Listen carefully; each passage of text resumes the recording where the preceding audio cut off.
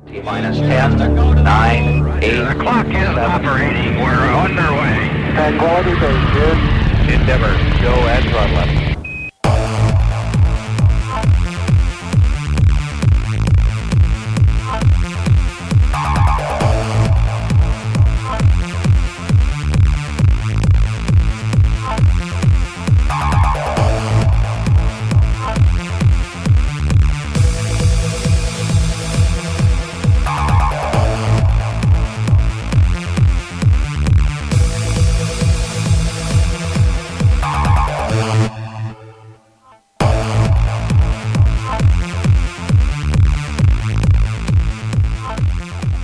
And good Wednesday morning to you, ladies and gentlemen, and welcome to the 2014 USCSA National Championships here from Lake Placid, New York, as we are about to bring you live broadcast coverage of the men's giant slalom here from Whiteface Mountain. Hi, everybody. Boss Hogg alongside Alex Beatty as we are back in the broadcast center here in Lake Placid, the home of the 1932 and the 1980 Olympic Games. And this morning, the men will be coming down the exact same trail that back in 1980 was used for the Winter Olympic Games. Alex Beatty, we had an exciting day here at Whiteface Mountain yesterday as the ladies fired our alpine competition up with an incredible win from Frida Svedberg from Rocky Mountain College, laying down the fastest first run for the ladies by a second and a half and coming back in the afternoon session to lay down the fastest run in the second session, winning her first national championship in the GS yesterday for Rocky Mountain College. Quite an impressive run from Frida Svedberg.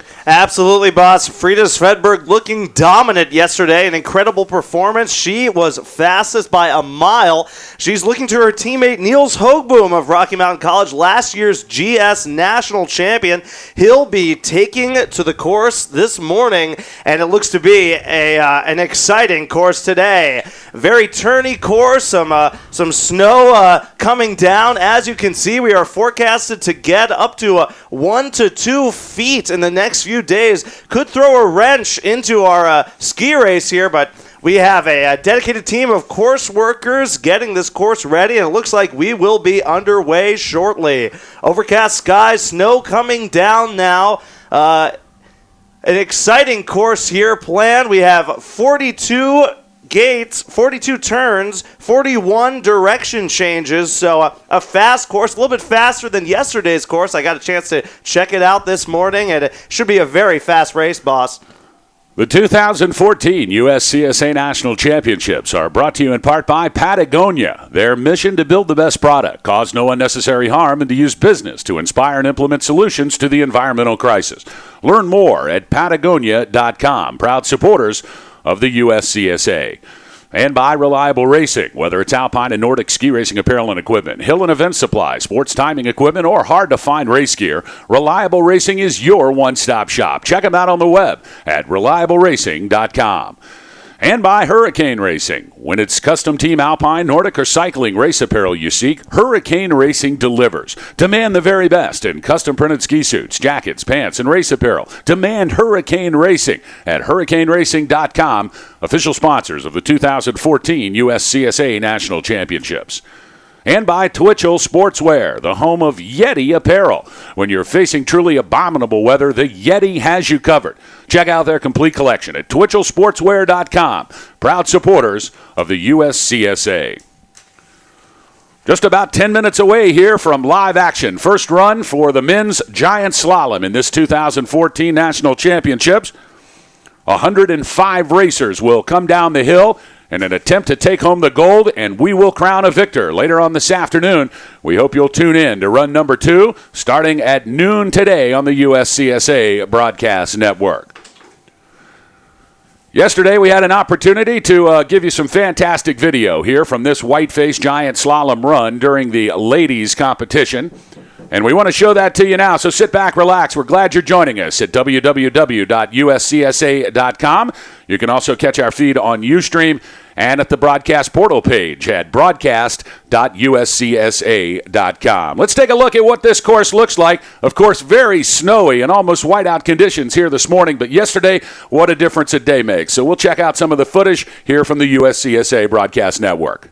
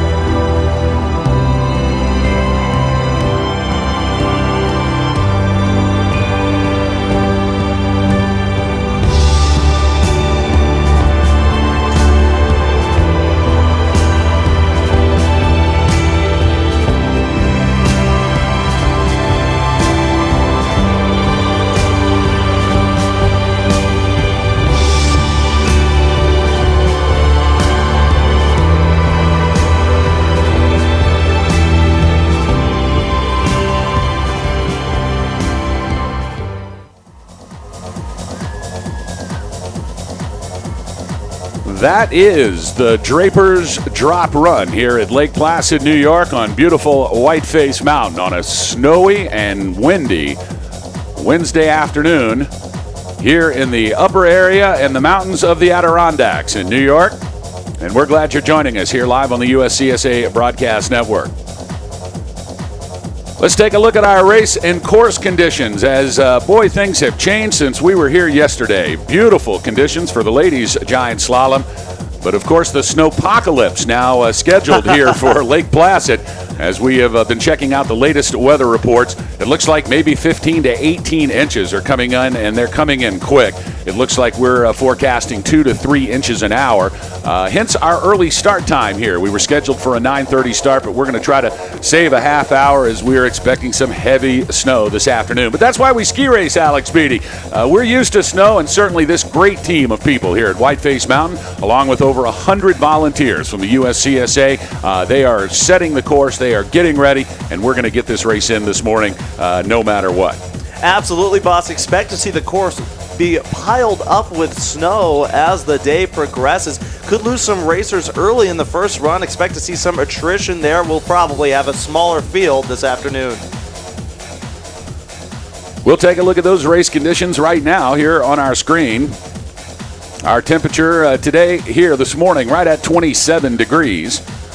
100% relative humidity. That's why you see the white stuff flying all over the sky. We'll be starting the men's GS right at 830 meters, dropping down to 500 meters at the finish corral. A total drop of 330 vertical meters for the men. 42 gates to navigate for these men today in the first run, and our chief of race is Paul Van Slyke. Sit back and relax, folks. A great morning of ski racing for you here from Whiteface Mountain, part of our USCSA continuing broadcast coverage of the 2014 USCSA National Championships. Events going on all over Lake Placid here today as a snowboard competition, freestyle competition, and the Nordic competition taking place at different venues around Lake Placid. But here on the Whiteface Mountain, it is the day for the men and the giant slalom. Last year, Nils Hoogboom from Rocky Mountain College was certainly the man to beat. Rico Erickson and Jaka Yazbek from Sierra Nevada College finishing second and third last year in the GS. We've lost Rico Erickson. He has graduated and moving on to rule the world. But Yazbek is still here, and so is Nils Hoogboom. So we're going to have a repeat, certainly two of the racers to watch today. Absolutely, boss. I saw Jaka Yazbek going through his pre-race preparations. You can tell he really wants to win this one. He has the entire course mapped out, planned out in his head. He knows exactly where to go, and should be exciting to see him grapple it, boss. Yazbek, one of the team leaders for Sierra Nevada College as he moves his way. I think he's a junior this year, so another year for Yazbek, but a tough loss at Sierra Nevada last year as Rico Erickson and Marcus Pleer, two of the team leaders, both graduating. But they have left the team in good hands. Of course, new talent, Viking Rolled. We'll see him today from Sierra Nevada. But just as we talk about Sierra Nevada, Rocky Mountain College coming in yesterday with a women's team that was out of this world. An incredible performance by the four ladies from Rocky Mountain yesterday. Absolutely, boss. Dominant from start to finish, taking home the gold and the silver in the individual competition and the gold overall. Rocky Mountain looking like the team to beat. The Battling Bears of Rocky Mountain College. They are a force to be reckoned with. Had an opportunity to speak to Rocky Mountain coaches last night at the coaches' reception. Jerry Wolf giving me a rundown on what the men's team looks like this year.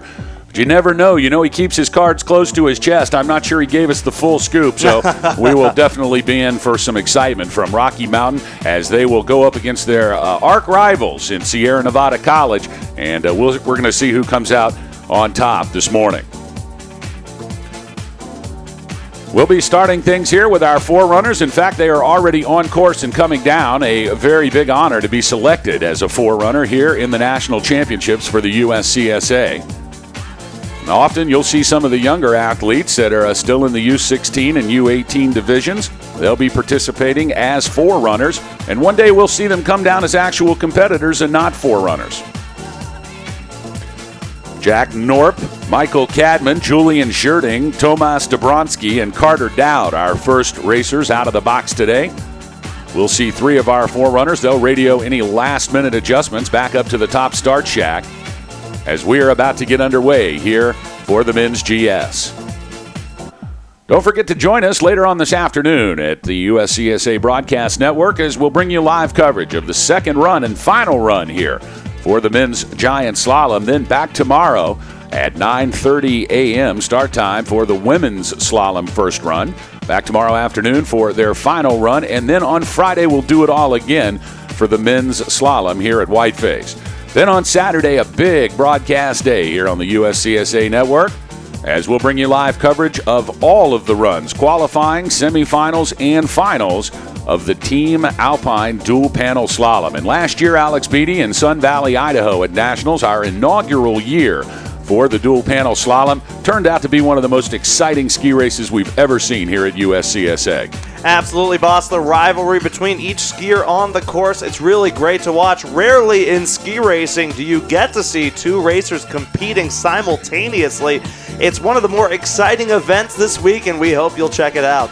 Babson College, Brown University, Castleton State College, Clarkson University, Colorado Mesa University, Colorado School of Mines, Columbia, Cornell, Duke, Hamilton, Hobart and William Smith, Lafayette, Loyola Marymount, Northeastern, Northern Michigan, Oregon State University and Cascades, Paul Smith's College, Penn State, Princeton, Rensselaer Polytech, Rochester Institute of Technology, Rocky Mountain College, St. Scholastica, Sierra Nevada College, St. Olaf College, Stanford, Syracuse, the College of Idaho, Ohio State University, the Air Force Academy, the Naval Academy, University of British Columbia, UCLA, University of California at Berkeley and at Davis, the University of Connecticut, University of Massachusetts, Michigan, Minnesota, Nevada, and Pennsylvania, along with the University of Rochester, Wisconsin, and Wyoming. We'll see athletes from Western State Colorado University, California State from Sacramento, and the University of Colorado. So a full-packed field. Schools from all over the United States participating and competing here for the men's giant slalom, and quite frankly, anyone's race on a day like today. As a ski racer yourself, Alex, you've had an opportunity to ski in conditions like this, and it does change the game, doesn't it? Absolutely, boss. Visibility is at a minimum today. The racers may only be able to see 5 or 6 gates ahead of themselves. Could make it tricky on this course.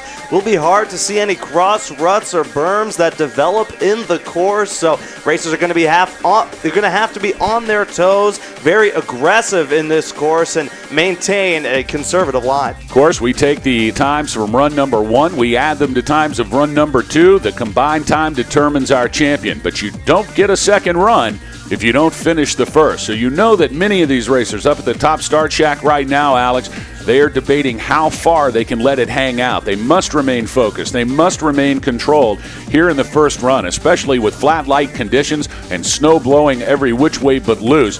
You've got to make it down and be competitive after run 1 to get a second shot. And you know that is the line that is really hard to draw. Where is it too much? When is it too much? And whether or not these racers will take it too far in run 1 is left to be seen.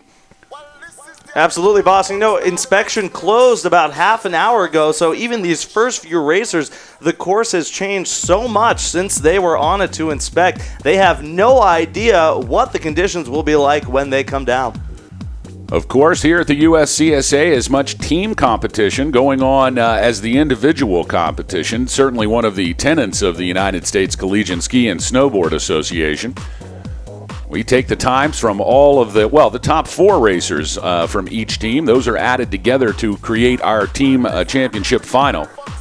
You've got the results from last year. How did the teams do last year in Sun Valley, Alex? Well, boss, last year in Sun Valley, Sierra Nevada College took home the gold in this event, the men's GS. Rocky Mountain College took home the silver, with St. Olaf's College taking home the bronze. Now, don't count them out, boss. This St. Olaf's team has been dominant so far this year, winning the Midwest Conference easily. So they are definitely a team to watch, boss. And it looks like we've seen all of our 4 runners down, and our first racer, Jack Norp from Hobart William Smith College.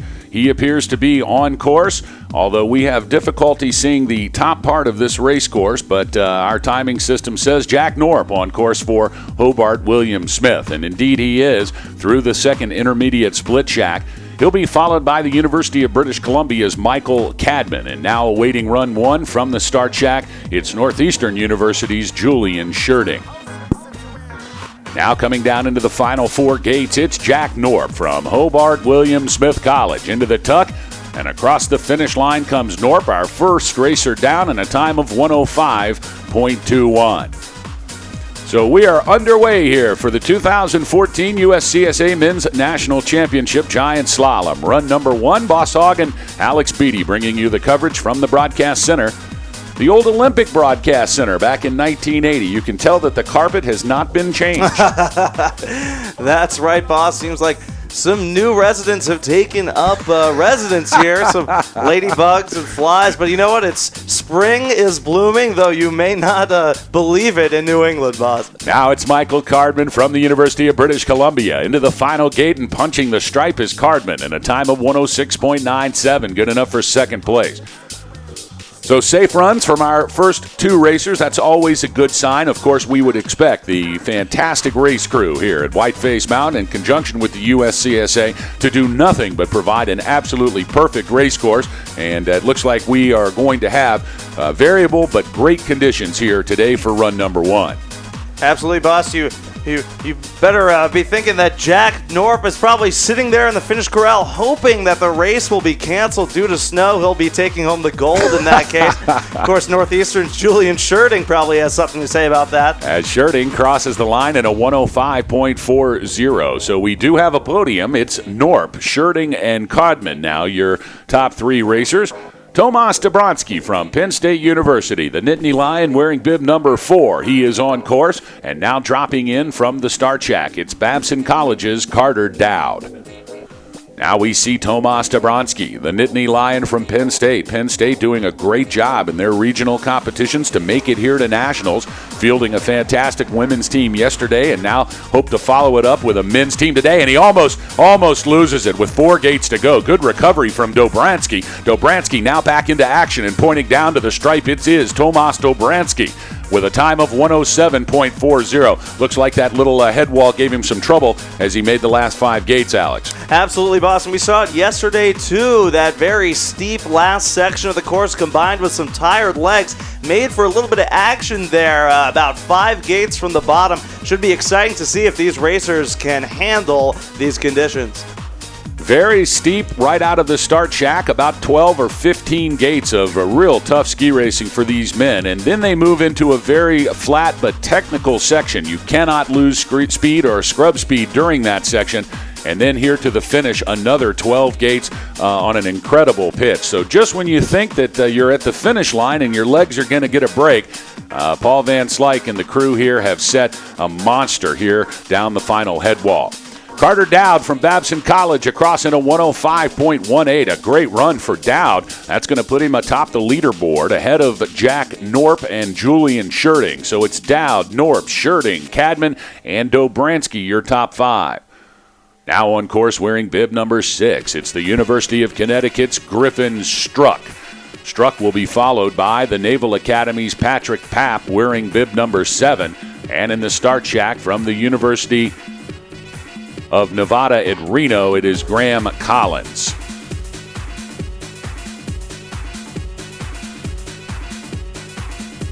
Griffin Struck from the University of Connecticut now in the finish corral safely with a 107.27. That's good enough for 5th place. Patrick Papp from the Naval Academy now moving through the center section across the head wall into the final pitch. 12 gates to go for Patrick Papp. Great to see the Naval Academy represented here, a new coach over at Navy. Got to meet him last night at the coach's reception, a great program he is getting ready to put together there at the Naval Academy. And here's one of their racers, Patrick Papp, across the stripe in a 109.09. Looked like Papp had some difficulty at the top of the run, was able to bring it back in the center section. But he is safely down and will earn a second run later on this afternoon. Graham Collins wearing bib 8 from the University of Nevada at Reno. I want to check that. Yes, that is the University of Nevada at Reno.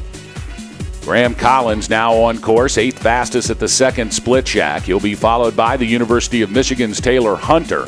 And now John LeBeau from Cornell in the start shack, now dropping in. 3 gates to go for Graham Collins from the University of Nevada at Reno, and he punches the stripe in a 108.83. So it's Carter Dowd, Jack Norbs, Julian Scherting, Michael Cadman, and Griffin Struck, your top 5 here in run number 1 of the men's GS. Taylor Hunter from the University of Michigan, the Wolverine wearing bib number 10 on course, and he has got a barn burner going, folks. First, after the second split, he'll now make his way through the center section, now over the hill into the final 5 gates. He's really letting the skis do the work. Good body position, still has strength. And will Taylor Hunter take the lead away from Carter Dowd? Indeed he will. Our fastest racer so far this morning, bib number 10, that's Taylor Hunter from the University of Michigan. The Wolverine posting a lightning fast 104.76, pushing Carter Dodd down a slot. So it's Hunter, Dowd, Norp, Scherting, and Cadman, your top 5. The key for Taylor Hunter there, boss, was that center section. That is where he really conserves that speed. He really stayed on the bottoms of his skis, the edges, and handled that flat section very well, carrying a lot of speed into the bottom pitch. Now Duke University's Oliver Hopkinson on course. He'll be followed by Cornell's John LeBeau, who is also on course. LeBeau has a good run going, and here at the finish line, it is Oliver Hopkinson from Duke University with a time of 108.34. Nice to see the Dirty South represented well here at USCSA Nationals. You never think guys in North Carolina have some terrain to be able to train, but they're cranking out fantastic alpine skiers in the SEC region. Absolutely, boss. The Blue Devils having a very deep squad this year, placing 3rd at the Mid-Atlantic Regionals. Great to see them represented here in Lake Placid. Oliver Hopkins from Duke University. He'll earn his second run later on this afternoon. Meanwhile, back to live action. Here across the stripe into the corral comes John LeBeau from Cornell University, and LeBeau with the fastest time of the morning. What a great run for John LeBeau with a time of 104.40. So it looks like things are really heating up on the hill. The first racer's down with very respectable times, but it just gets faster and faster as we see these racers come down in run number 1. So LeBeau, Hunter, Dowd, Norp, and Scherting, your top 5. Michael Murray from the University of Minnesota Duluth, wearing bib number 12. He is through the second shack, now into the final third. 5 gates to go for Michael Murray. Minnesota Duluth fielding a fantastic team here at Nationals this year, and into the tuck and across the stripe comes LeBeau. Check that, Michael Murray from Minnesota Duluth. He's got a time of 107.70. That's good enough for 9th. Paul Kotke from RPI now on course, wearing bib 13. He'll be followed by Castleton College's Benjamin Hanna. And awaiting run number 1 from the start shack, it is St. Olaf's Håkan Schoenheder. Now into the final pitch and 6 gates for Paul Kotke from RPI, Rensselaer Polytech Institute. Kotke, their star for a couple of years here at Nationals, and Kotke punching the stripe with the fastest time of the morning, 104.02 for Paul Kotke. A lightning run for the RPI senior. And he is atop your leaderboard. So it's Kotke, LeBeau, Hunter, Dowd, and Norp, your top 5. 103 racers here in run number 1 for the men's giant slalom. Still 90 to come. It's Benjamin Hanna now on course from Castleton College, weaving his way through the very technical section and almost bites it, but is able to recover. Good core strength from Benjamin Hanna. Now Hanna coming into the final section and across the stripe. It is Benjamin Hanna with a time of 107.12, so a good recovery for Hanna. Now live action, it is Håkan Schoenheder, and Schoenheder has a run going. He is the fastest at the first split shack, wearing bib number 15. Schoenheder now through the center section and now over the head wall into the final 8 gates. Has to slide and scrape speed to make the turn. Here comes Håkan Schoenheder from St. Olaf College. Schoenheder letting it all hang out. What a wild ride for Håkan Schoenheder. 3 gates to go for Schoenheder. Will it be enough to take over Paul Kotke's lead into the tuck and across the stripe? He does. Hakan Schoenheder, your new leader here with an incredibly fast time of 1:03.04. St. Olaf now atop your leaderboard in run number 1. That's Hakan Schoenheder leading the charge for the St. Olaf Lions. First after the first run so far. He placed 5th last year in the Giant Slalom. This very same event, definitely a skier to watch. Now it's Kevin Hartman from CSM. Hartman on course, making his way into the final 6 gates. Here comes Kevin Hartman. He'll be followed by Nils Hogboon from Rocky Mountain College, the defending national champion from 2013 in Sun Valley, Idaho. It is Kevin Hartman from CSM across the stripe in 1:04.24. A great first run for Hartman. Hartman is good enough for 3rd, but now on course, it's Rocky Mountain College's Nils Hogboom with an incredible performance in the first split shack. He is first, now is still fastest after the second split shack as he makes his way now into the final 12 gates. Here comes Nils Hogboom, the defending champion in the men's giant slalom from last year's national championship. 5 gates to go for Nils Hogboom. It's Rocky Mountain College's Nils Hogboom into the tuck, and across the stripe comes Hogboom with a bomb 1:02.55, the fastest time this morning by almost a second. Nils Hogboom from Rocky Mountain College laying down the tracks here in run number 1. Certainly the time to beat so far today. Absolutely, boss. Very impressive run there. You saw him really guiding his skis into those last few gates. Perfect line there towards the finish line. He had a great run there, and now Nils Hogboom is the man to beat. Indeed, I think everyone expected Hogboom to come out here with a run number 1 that was going to be tough and competitive, and in fact he did. He left no one wondering. It looks like he is picked up right where he left off last year in Sun Valley, Idaho, as Hogboom winning both the giant slalom and the slalom in the 2013 national championships. And it looks like nothing has happened but improvement for Hogboom as he is atop your leaderboard here in run number 1. It's Hogboom, Schoenheder, Kotke, Hartman, and Lubeau. Those are your top 5 as Christian Perryman from Clarkson University wearing bib number 18. Perryman now on course. As you can see, deteriorating weather conditions here at Whiteface Mountain. These racers have some real challenges as they make their way out of the top section into the center section. Almost less than 3 or 4 gate visibility here. It is going to be a tough ride down as these men who are in the back of the pack have to wait for more and more snow to fall out of the sky.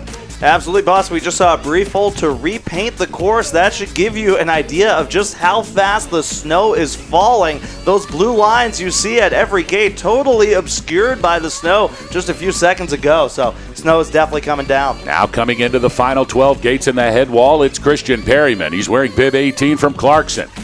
He was 9th fastest at the first split. Kept that position in the second split. He'll have to pour it on here to make the top 5.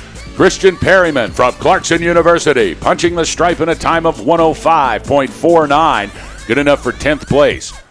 So Perryman, he is safely down, earning a second run later on this afternoon. Now on the top and on course, it's Viking Rold, wearing bib number 19, Sierra Nevada College's young superstar.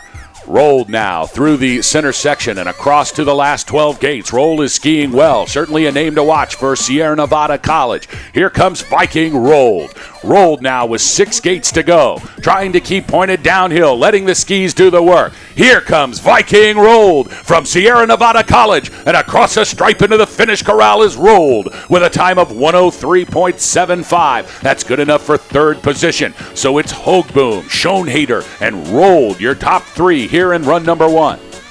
It's to be expected with a name like Viking Rolled, boss. I don't know how they find racers with such incredible names, but what a great ski racing name for the sophomore out of Sierra Nevada College. You know, it's great to see Viking Rolled really improve from last year over to this year. We've had a chance to follow the Sierra Nevada team over the last 12 months, and Rolled really pouring it on here in this national championship.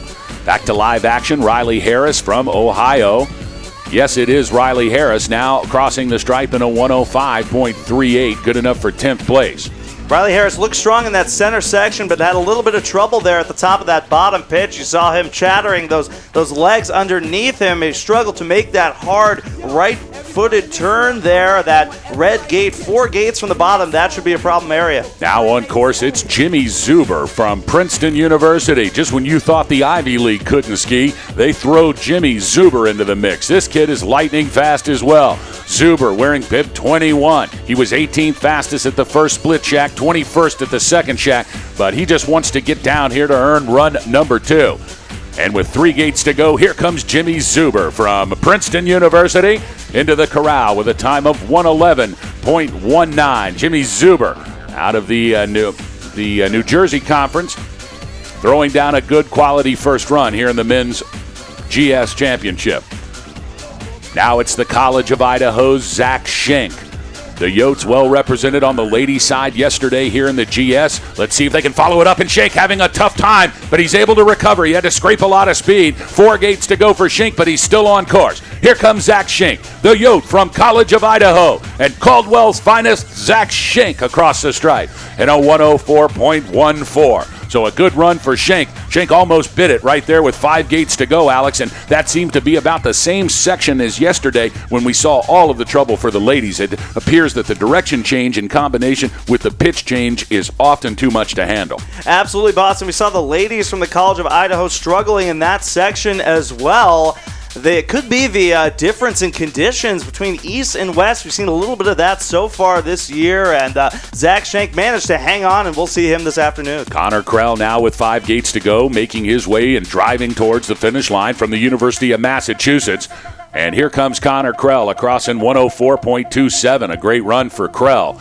So to update our timer, Zach Schenk with a 104.14 and Connor Krell with a 104.27.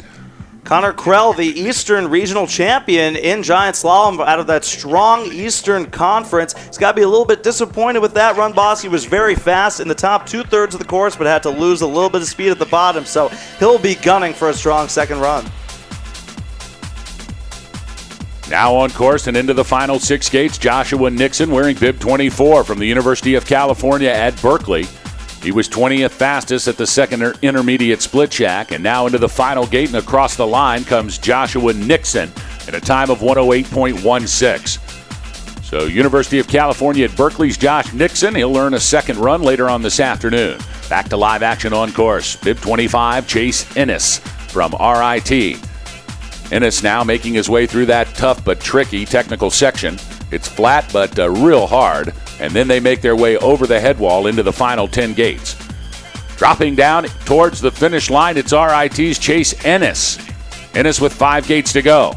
Oh, and Ennis on a wild ride with 4 gates to go. He's able to recover. Ennis with good speed here at the bottom and across the stripe in a time of 105.62. A good run for Rochester Institute of Technology's Chase Ennis.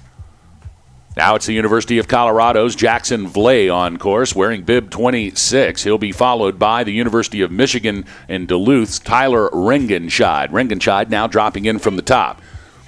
As we see Jackson Vlay now making his way out of the center section into the lower third. 10 gates to go for Vlay.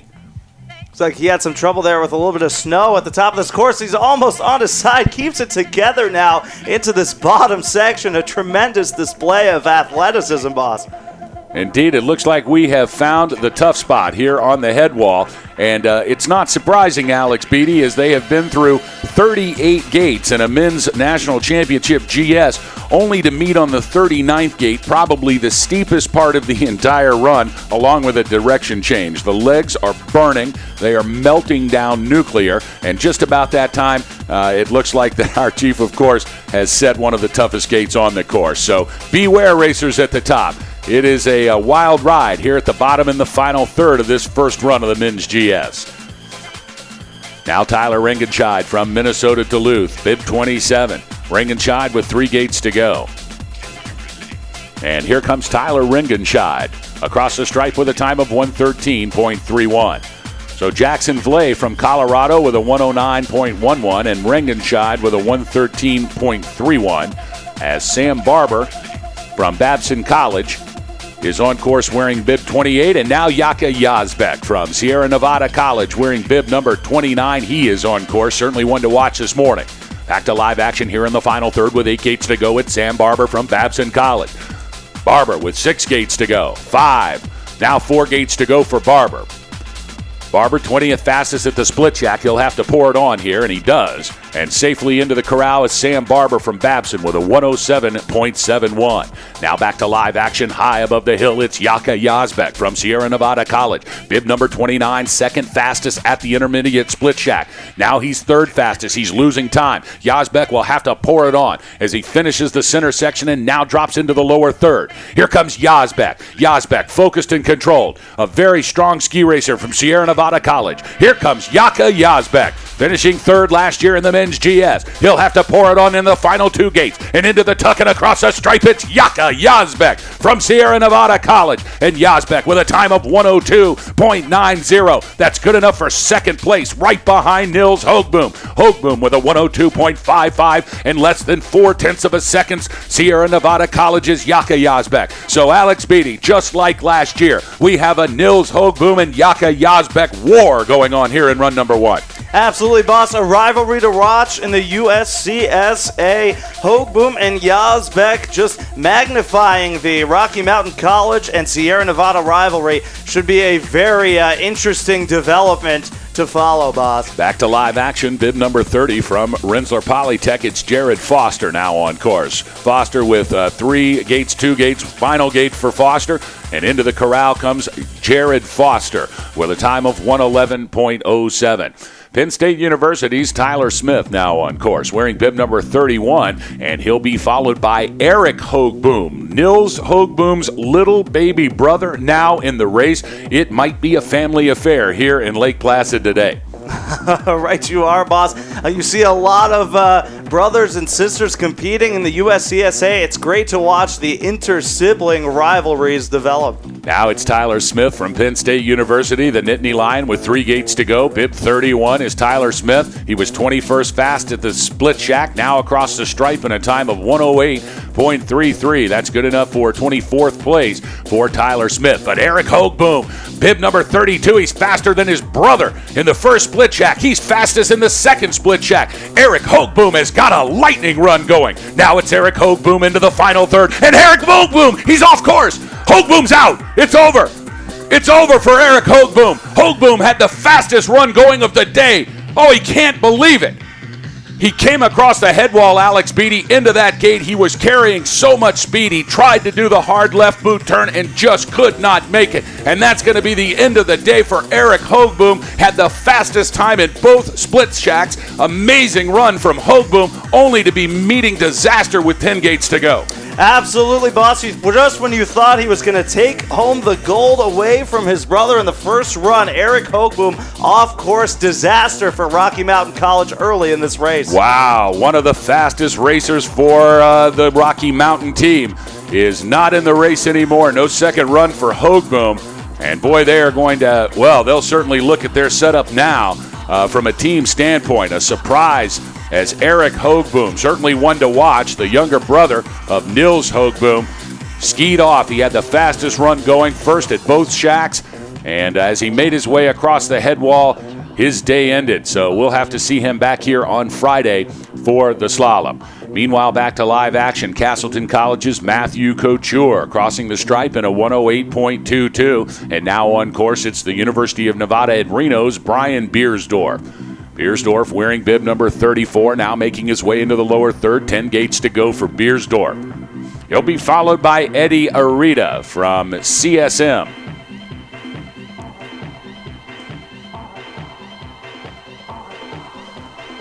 Now 3 gates to go for Brian Beersdorf.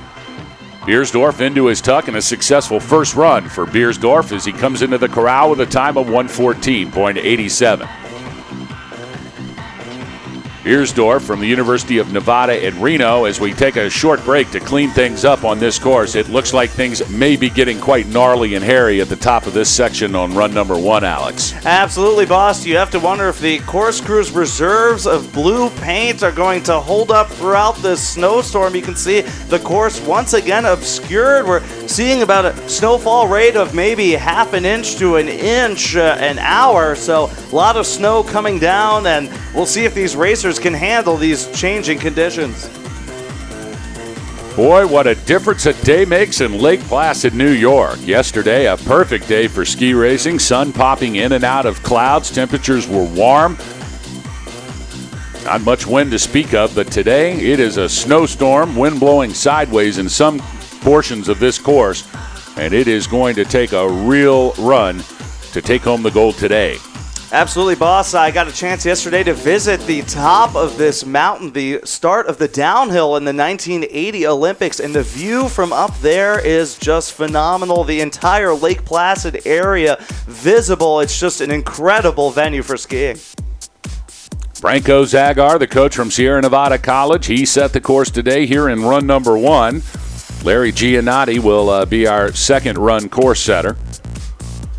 Tony Nunnenkoven, our technical delegate here today, along with Paul Van Slyke and Paul Rospau. Meanwhile, back to live action as Colorado School of Mines' Eddie Arita, wearing bib number 35 into the final third. Now 6 gates to go for Arita. He'll be followed by the Naval Academy's Stefan Schmidt. Eddie Arita, the junior out of Colorado School of Mines, majoring in basket weaving, a polyglot, speaks 3 languages, so you can see a lot of these ski racers devoting so much time to both racing and academics. And Eddie Arita of Colorado School of Mines, bib number 35, finishes with a time of 1:11.30. Now it's Stefan Schmidt wearing bib 36 from the United States Naval Academy. 22nd fastest in the first split, 20th fastest in the second split. And now into the final 5 gates comes Stefan Schmidt. Yes, anchors away for bib number 37, Stefan Schmidt of the Navy. Stefan Schmidt of the Naval Academy finishes with a time of 1:08.19. He really picked it up there in the second half of the course. Looks like he was very comfortable on that steep section in the lower third. Yeah, no doubt. Stefan Schmidt really pouring it on in the final 10 gates of this run to post the 24th fastest time here. As we have a couple of ladybugs now crawling up our video monitor here in the beautiful timing shack. I'm going to get that ladybug. There we go. Back to live action. Duke University, Spencer Dahl wearing bib number 37. Now Dahl. Looks like Dahl may have had some trouble high above the course as we try to wait for him to come into the picture.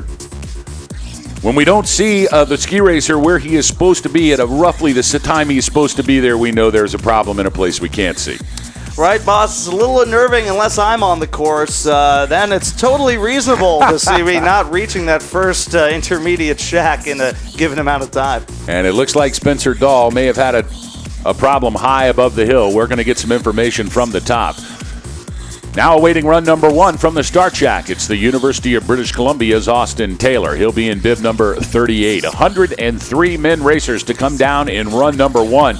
But certainly some surprising activity already this morning as Eric Hoogboom, the brother of last year's national champion Nils Hoogboom from Rocky Mountain College, he had the fastest run going at both split shacks.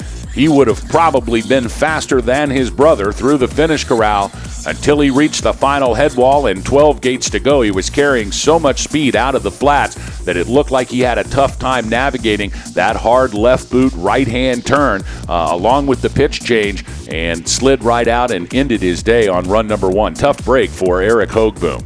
Absolutely, Boston. Tough break for Duke University junior Spencer Dahl. Looks like he is off the course. We just got confirmation he has skied out, so that'll be the end of his day. We look forward to seeing him on Friday for men's slalom action back here at Whiteface Mountain. Don't forget, we'll bring you live coverage of the men's slalom here on the USCSA Broadcast Network. Coverage kicking off at 9:30 a.m. Eastern Time here at broadcast.uscsa.com. Of course, if you're watching on a mobile device or an iPad, you can go straight to the Ustream site, download the Ustream app, and you can enjoy National Championship ski racing here from Lake Placid, New York, as you sit by the pool in South Florida. I look forward to being there, boss, on a cold, snowy day like today. University of British Columbia's Austin Taylor, bib number 38, will be our next racer down. And a tough break for Spencer Dahl as he makes his way into the finish corral. Had to ski out high above the course here. Tough visibility. Now the wind really starting to kick up, man. It's blowing left and right here at Lake Placid, New York. Nothing, though, that many of these ski racers aren't used to on a daily basis.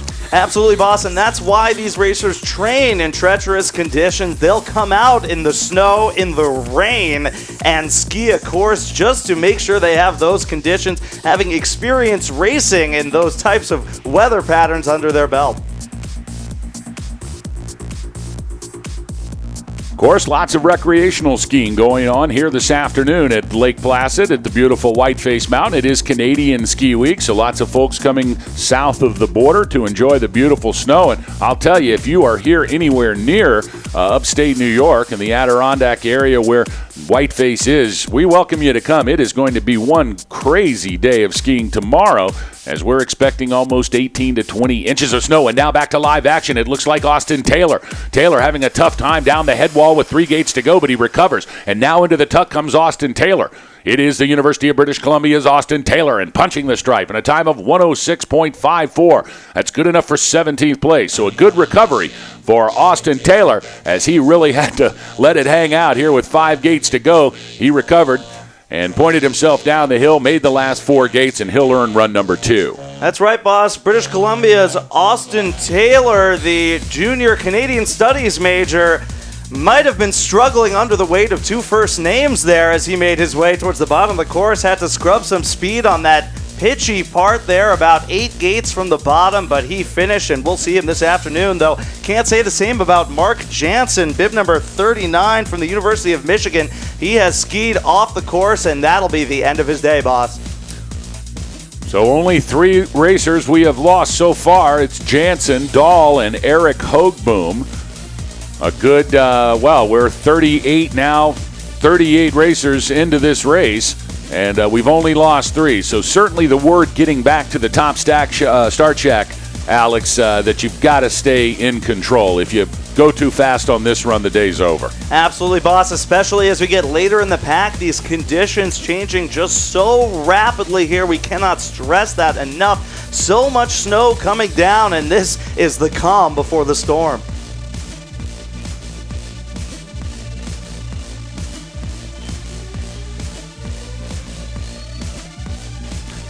Last night at the Olympic Convention Center, right next to the Herb Brooks Ice Hockey Arena here in Lake Placid, New York, we handed out the hardware for, 12 events yesterday here as part of our first day, our opening day of the USCSA National Championships. Yesterday, we got to see the snowboarders and the freestyle skiers in action in 2 events, the rail jam and the quarter pipe yesterday.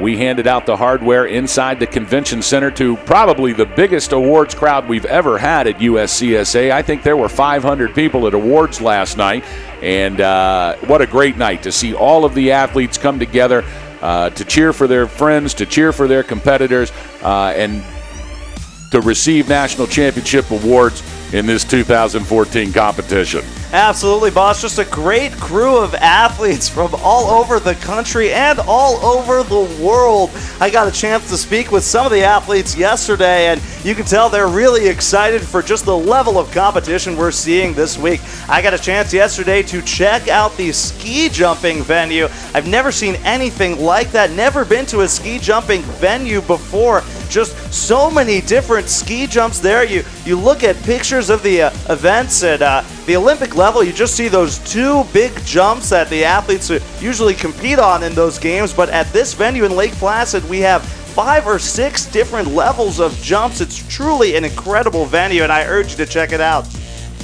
Now back to live action. It looks like we have got Weston Traub from Hobart William Smith College wearing bib number 40. He's on course. As we see the course workers trying to smooth out this racetrack so the skiers have a clean surface to set an edge.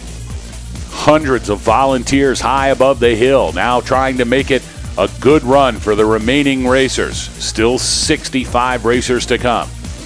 Weston Traub now through the first split track, now through the second split track. Weston Traub now through the center section into the lower third with 12 gates to go. Here comes Weston Traub from Hobart William Smith College. Traub trying to stay in control, keeping his body pointing down, letting the hips swing and the edges do the work. It is tough when they're carrying this kind of speed, though, as Weston Traub now into the top and across the stripe in a time of 106.53.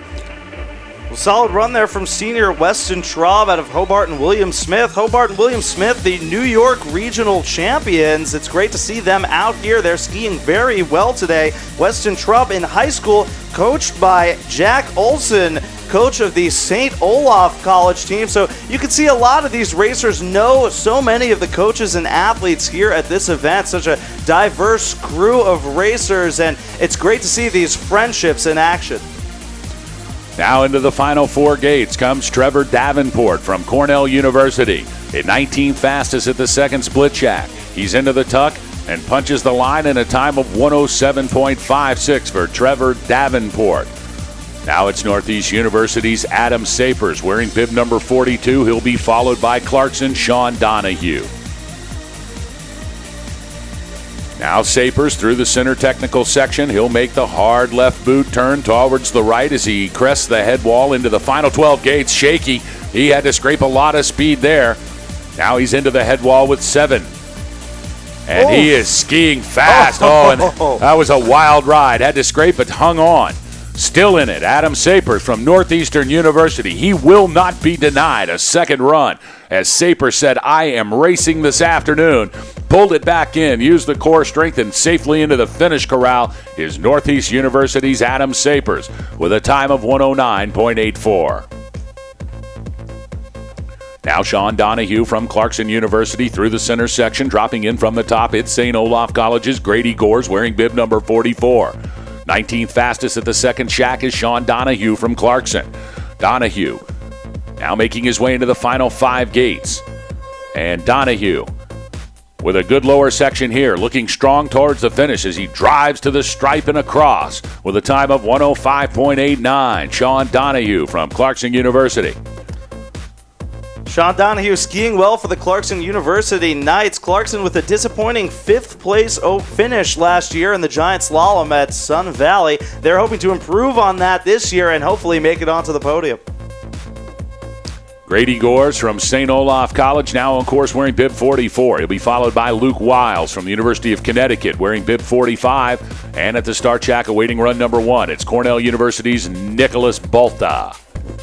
3 gates to go for Gores now. St. Olaf College's Grady Gores with a good run, a good first run for Gores with a time of 106.00. That's good enough for 18th position. So firmly in the middle of the pack as we will take the top 30 racers here from the morning run. We will reverse their order. We call that the flip in ski racing, and that's the order they come down in run number 2. So the fastest down 30th and the 30th fastest down first later this afternoon. That's right, boss, and hoping to make that flip is bib number 44, Grady Gores of St. Olaf. The sophomore would like to thank his girlfriend, Megan Danelski, for finally letting him win in slalom this year. Luke Wiles from the University of Connecticut now, of course, 4 gates to go for Wiles. Wiles was 31st fastest at the split shack. Let's see if he can improve on that. 108.49 for Luke Wiles from the University of Connecticut. Nicholas Balta from Cornell University wearing bib number 46 now on course. He'll be followed by Rensselaer Polytech Institute's Ryan Kressler in bib 47. And now Cannon O'Brien from Sierra Nevada College. He awaits his first run from the start shack. Nicholas Balta now from Cornell making his way into the lower third out of the center section with 8 gates to go for Balta. Now Balta into the final stretch of a tough first run. Just trying to hang on and stay in control. And it looks like he will safely arrive in the finish corral, and he does. Across the stripe from Cornell University, it's Nicholas Balta with a time of 111.87. Ryan Kressler now from RPI. That's Rensselaer Polytech Institute. He's on course wearing bib 47 and now dropping in from the top. Certainly one to watch, Cannon O'Brien from Sierra Nevada College. O'Brien will be followed by Maximilian Prank from Colorado School of Mines. Back to live action here at the bottom. Bib 47, Ryan Kressler with 4 gates to go. Kressler was 35th fastest at the second shack. He'll have to pour it on to get inside this flip, 30. And across the stripe comes Ryan Kressler from Rensselaer Polytech Institute with a time of 109.26, good enough for 37.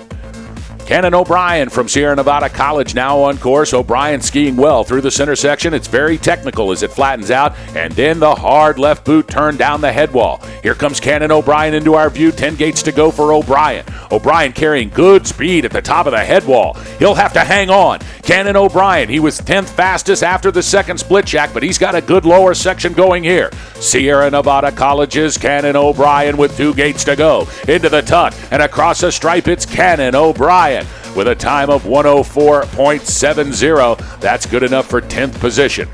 Cannon O'Brien all over the place on that bottom pitch, boss. Looks like he struggled a little bit with that transition from flats to steeps. Of course, Coach Bronco Zagar recruits the Sierra Nevada team. Each racer at age 5 gives them about 20 years of skiing tutelage and then gives them an incredible ski racing name.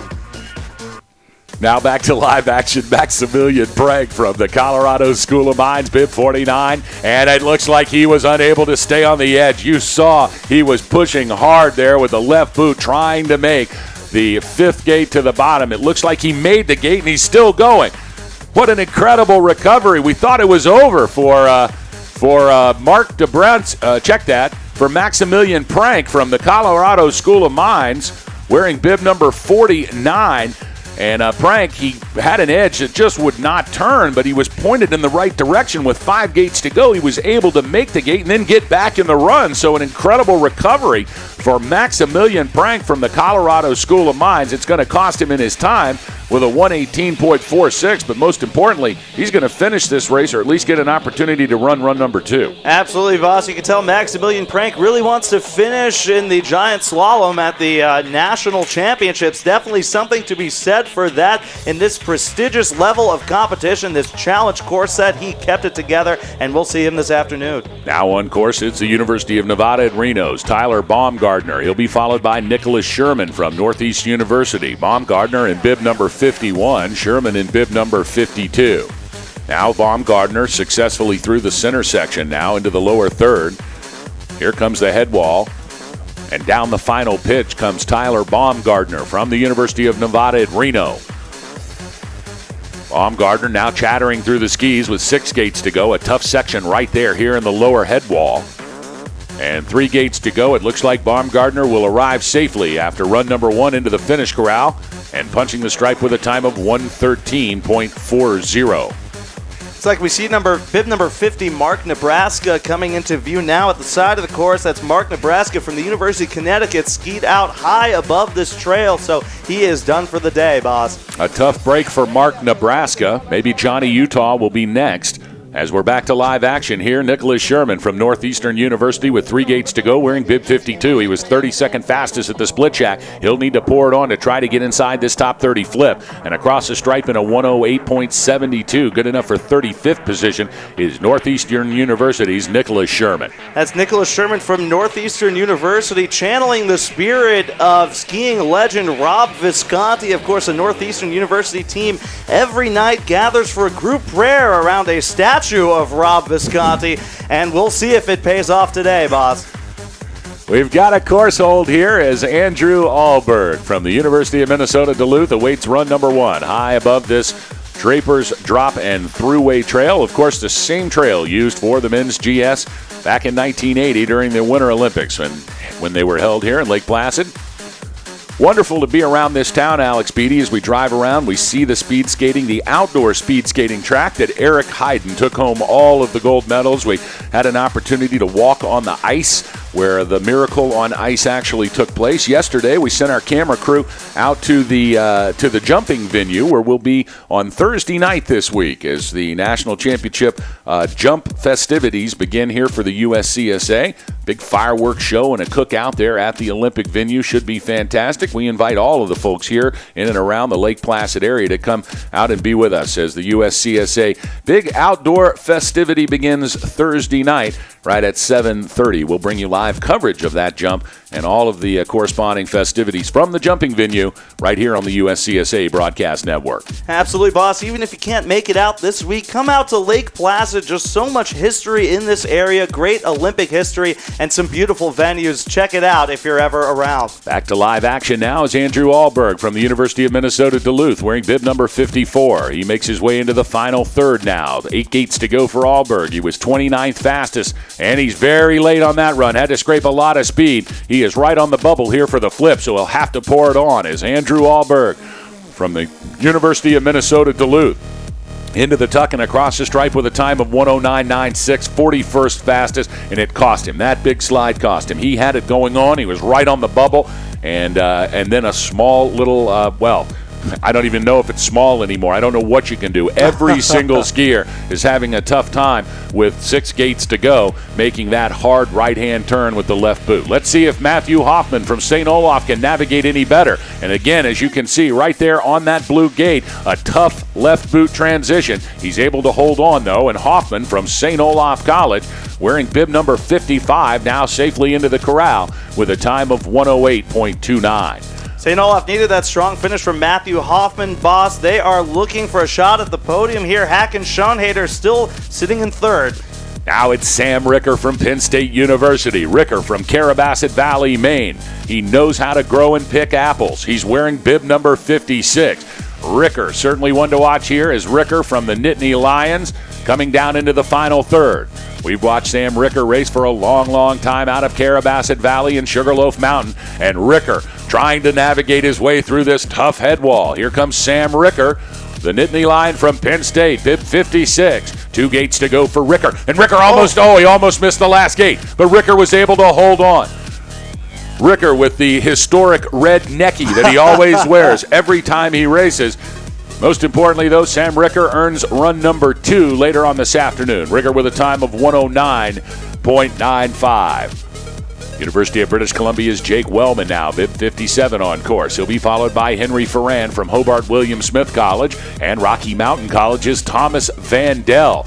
He awaits run number 1 from the top. It'll be interesting to watch what happens with the rest of the Rocky Mountain team as we see one of their fastest racers, if not their fastest racer, Eric Hoogboom, is out of the competition here in run number 1. Back to live action, Jake Wellian now. Jake Wellian from British Columbia into the tuck and across the stripe in a 117.47, bib 57.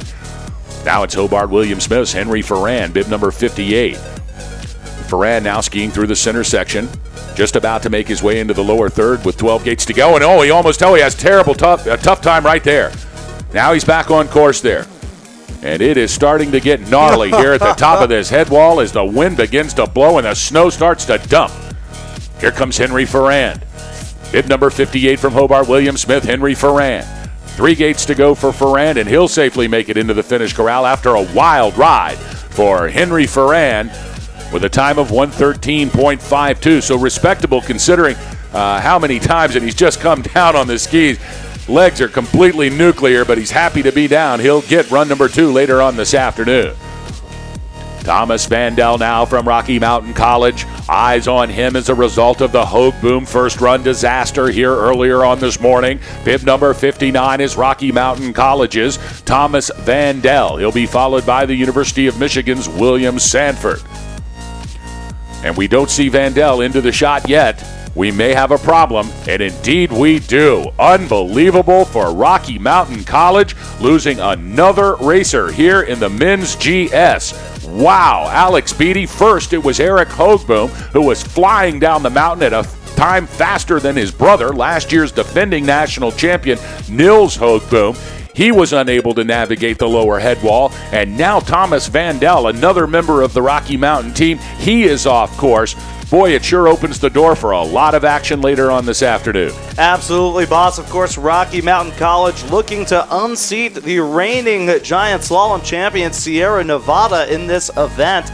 It's going to be difficult unless their next two racers can finish with clean runs. Of course, Niles Hoogboom right now sitting in first, but Jaka Yazbek is looking at the top of that podium. You know that's where he wants to be standing this afternoon. Well, as we take a look at our top 10 right now, in 10th place, it's Cannon O'Brien from Sierra Nevada. Sierra Nevada also in fourth place with Viking Rolled, and in second place with Jaka Yazbek. And although Nils Hoogboom from Rocky Mountain College atop your leaderboard, and certainly the time to beat right now, he's the only Rocky Mountain racer in the top 10. So Sierra Nevada looking at 3 top 10 slots so far. Rocky Mountain College looking at 1 with 2 of their best racers already out of today's race. Absolutely, boss. And Sierra Nevada can cruise to victory here if none of the other schools can hold up in this tricky condition right now. With Sierra Nevada having 3 racers with clean runs, that's enough for a qualifying team time. So these other schools will have to pick it up here in the second half of this race if they want to make it to the top of that podium. Back to live action. University of Michigan's William Sanford now, and Sanford having a tough time. It looks like Sanford has decided to pay a visit to the B-fence here on the skier's right of the final pitch. A tough turn, and that's going to be the end of the day for William Sanford. He had a good run going, Alex, but again, right in the same section here on this head wall, was unable to navigate that left-hand turn. Absolutely, boss, and you can see that left downhill ski chattering away until it finally popped off there, sending William Sanford into the B-net. Looks like he is okay. It's good to see that. And now we've got John Tarpey, the Duke Blue Devil, on course, bib number 61. Oh, looks like he has a tough time as well. So that top of the course giving so many people trouble as he is now on one ski trying to Bodie Miller it down to the bottom. That'll be the end of his day, boss. Another tough break for John Tarpey. And it looks like things are certainly getting radical here in the last 12 gates in the final head wall of this incredible run number 1 down the Draper's Drop. The home of the 1980 Olympic Giant Slalom. We are running down the same course. And these athletes having some tough times navigating this final 8-gate pitch. Now back to live action is William Lavis from the Naval Academy. Lavis skiing well here into the final 4 gates. If he can stay safe, he'll earn run number 2 later this afternoon. And in fact, William Lavis now into the tuck, and across the stripe comes Lavis with a time of 110.22. Let's go down your top 10 here. In 10th position from Sierra Nevada College, it is Cannon O'Brien. In 9th, Cornell's John LeBeau. Connor Krell from the University of Massachusetts, currently in the 8th slot. Kevin Hartman from Colorado School of Mines in 7th. In 6th, it's the College of Idaho's Zach Schenk. Rounding out your top 5, Paul Kotke from Rensselaer Polytech Institute. In 4th, Viking Rolled from Sierra Nevada College. Hakan Schoenhader with an early morning run from St. Olaf College. Good enough for 3rd place. Jaka Yazbek in the 2nd slot from Sierra Nevada College. And your leader from the Rocky Mountain College, last year's defending champion in the same event out in Sun Valley, Idaho, it is Nils Hoogboom. Now we have Charles Loth of Clarkson dropping into view. Fast skiing there, but he loses some time in the middle section. Now here he is in view for Clarkson. Almost loses us there as he makes his transition to the steeps. Oh, and he keeps it together into the final few gates, just throwing all that energy onto that downhill ski. Someone's legs are burning right now, and I think their names belong to Charles Loth from Clarkson University. Charlie Loth hanging on for dear life on a wild ride down this final head wall with a respectable time of 105.54. That's good enough for 17th place. So Charles Loth in good position here to make the top 30 flip for this afternoon's second run. Back to live action from Castleton College, bib number 64. That's Carl Robichek. Robichek, 42nd fastest at the split as he makes his way into the final 8 gates. And here's the turn everybody's talking about. You really have to put on the brakes as you make that left boot turn towards the right. And successfully navigating is Carl Robichek from Castleton College, and he's in 109.20. Strong run there from Carl Robichek of Castleton. Of course, it's to be expected from this Castleton team. They've all been wearing their GS suits for the last 3 weeks just to prepare for this event. And Carl Rovashek really showed that has worked. He has a strong run, and Castleton looking good in today's race. Bib number 65 from the University of Minnesota, Duluth, Trevor Pinewiski. Check that, Pineski. And it looks like he is skied out. Trevor Pineski from University of Minnesota, Duluth. That's Trevor Pineski, bib number 65. He is off course, and we've lost about a sixth of the field so far just to these conditions at the top and bottom of this course. These very bitchy parts there. The top third, very, very steep out of the gate, and this bottom section just as steep, but the legs are exhausted, and we have seen that showed. A lot of racers struggled and just plain lose it in this bottom section, so should be a smaller field this afternoon. Flat light, blowing winds, and a blizzard doesn't help with the pitch either. There's no doubt, as it is tough visibility up there. You can see gates in front of you, but as far as the snow conditions and seeing the actual surface itself, it is very, very difficult. Flat light all around here at Whiteface, certainly providing a challenge to these men in run number one. We just saw Jackson Hammersley, the Canadian Studies major out of British Columbia, take a tumble. He is out of the course as well, so it just continues, boss. So many racers losing it, but now Rocky Mountain College's Harlan Collins making his way down. They'll need a run from Collins as a result of Hoogboom being the only Rocky Mountain skier in the top 10, and Harlan Collins has got a good run going here. 2 gates to go for Harlan Collins, and Collins makes his way and posts a time for Rocky Mountain College, 105.27. That's good enough for 14th position. So they've got another ski racer at least with a time on the board, Alex Beatty, because it's going to take 4 times to add up together for Rocky Mountain College to come back and dethrone Sierra Nevada College in the men's team GS competition. Absolutely, boss. And Rocky Mountain will need a strong run from Andrija Vukovic, their final ski racer. We'll see him later, but, Rocky Mountain really hoping for a strong run from him. Now on course, Sam Wallace wearing bib 68 from Hobart William Smith. He's got 2 gates to go and a good run for Sam Wallace. Wallace across in 109.34. Now it's Duke University's Matthew Hyland wearing bib number 70. Many of these skiers just glad they're making it down run number 1 when they take a look at the DNF list here that is growing rapidly on our timing system. Tough conditions here, but it's the same for all of them, so no one has an advantage unless you're used to skiing in a whiteout with wind blowing across your face, which many of these ski racers are. Still Nils Hoogboom in the lead from Rocky Mountain College. He's followed by Yazbek, Schoenhader, Rold, Kotke, Schenk, Hartman, Krell, LeBeau, O'Brien, and Taylor Hunter. Meanwhile, now back to live action. It looks like Matthew Hyland from Duke University.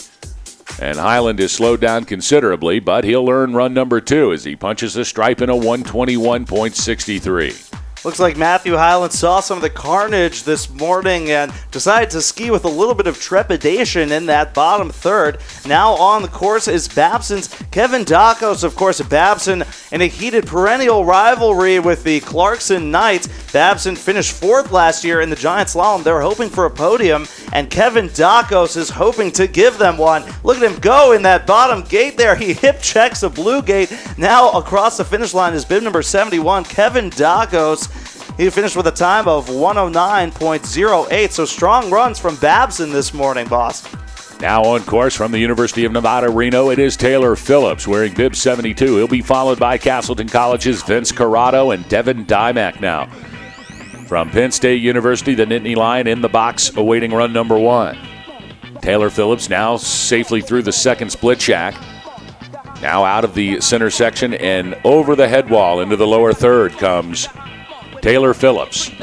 Phillips from Nevada, Reno now with 8 gates to go. Now we're seeing Taylor Phillips into the final 4 gates. Skiing very cautiously is Taylor Phillips.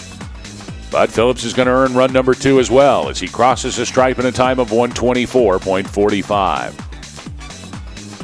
Castleton College's Vincent Corrado now on course wearing bib 73. And Devin Dymack from Penn State, the Nittany Lion, awaiting his first run from the start shack. 3 gates to go now for Vincent Corrado from Castleton College. Into the tuck and punching across into the corral comes Vincent Corrado with a time of 107.92. That's Vinny Corrado, the junior from Castleton State College, majoring in Game of Thrones spoilers, finishes with a time of 107.92, so strong run there for Castleton. After a disappointing 9th place finish in the Giant Slalom last year, they're hoping to vault some of their rivals.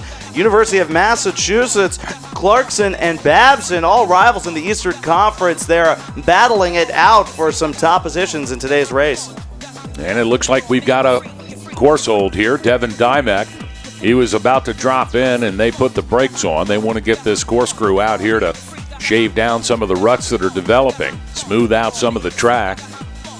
We just saw the painter that is headed back up because not 2 times of painting has not been enough. It is disappearing quickly. A big snowpocalypse scheduled for Lake Placid, the entire upstate New England region.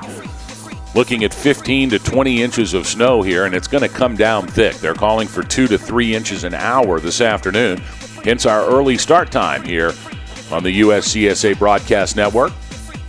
Absolutely, Boston. If we see the temperatures continue to rise this morning, we could see some thick chunks of snow coming down from the sky. Could make for very slow conditions on the race course and difficult to flatten out those chunks. Some ruts will develop and could throw some of these racers. We've seen skis chattering off on some of these steeper turns, so definitely something to watch for this afternoon.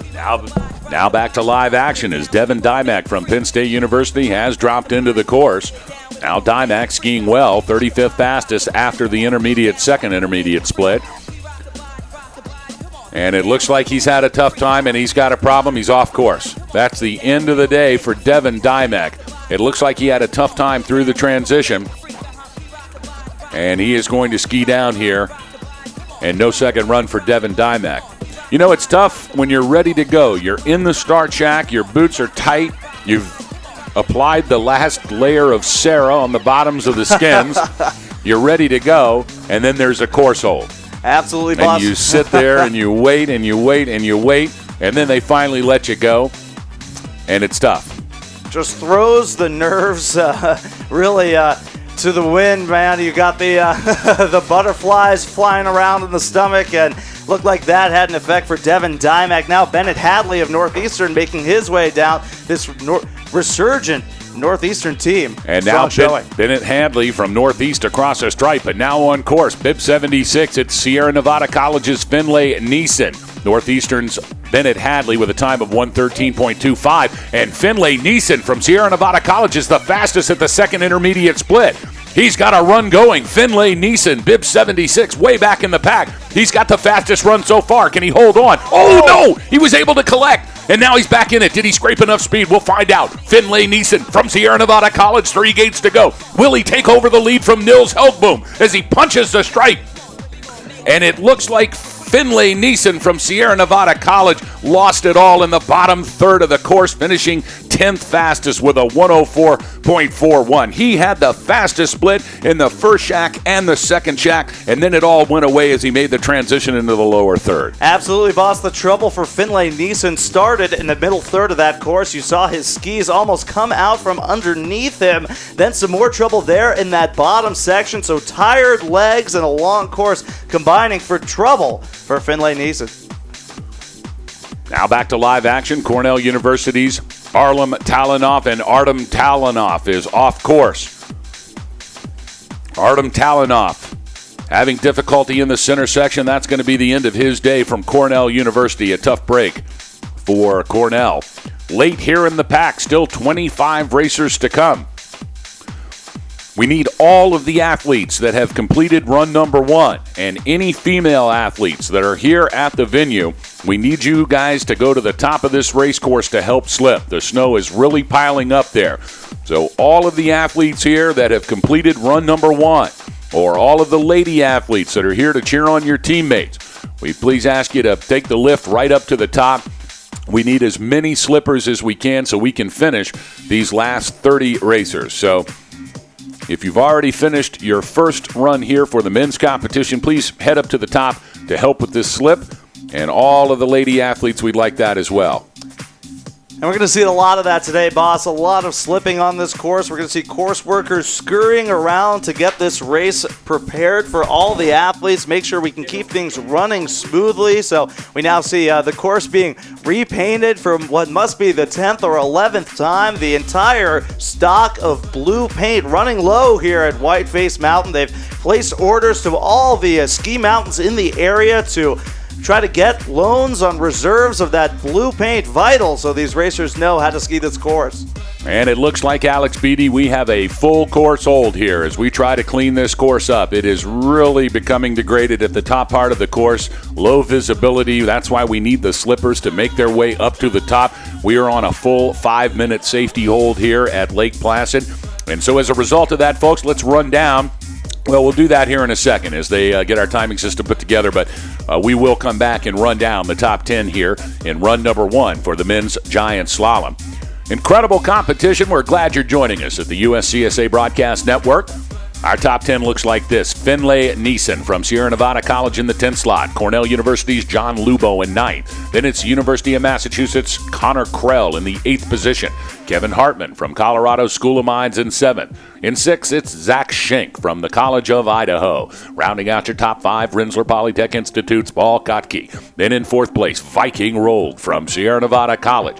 In the 3rd position, it's Håkan Schoenhader from St. Olaf's College. In 2nd, Sierra Nevada's Yaka Yazbek. And still your leader atop the leaderboard. After run number 1, last year's 2013 defending national champion in the giant slalom, it is Nils Hogboom from Rocky Mountain College. Still the time to beat. We're going to take a quick break here on the USCSA Broadcast Network. Stay right with us. We've got some great highlights coming up from a previous national championship. We'll go to that and be back with more coverage from the men's GS run number 1 right after this.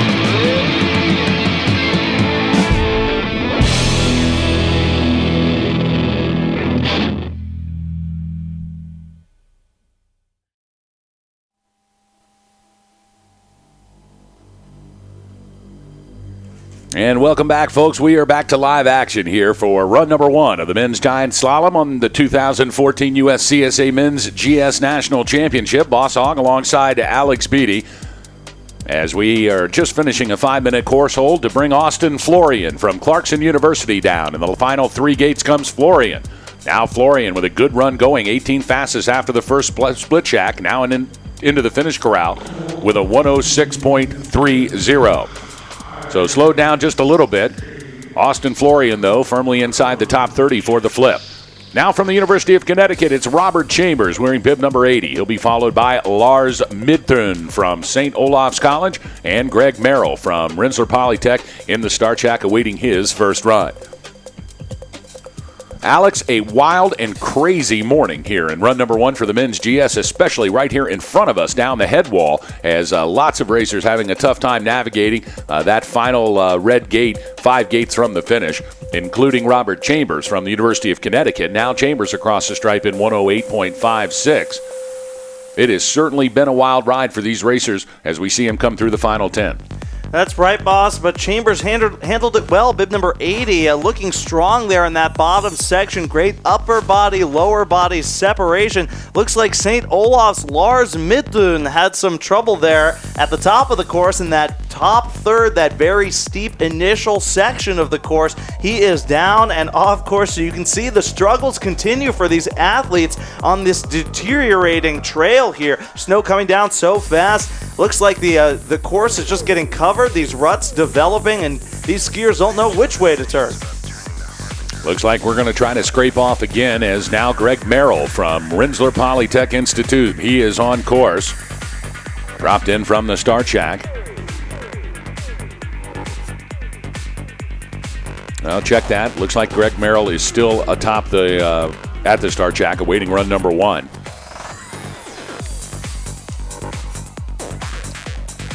Ski racing is like a box of chocolates. You never know what you're going to get, and today is one of those days. Yesterday, of course, a beautiful day as the ladies came down. Frida Svedberg from Rocky Mountain College just ripping this mountain in half.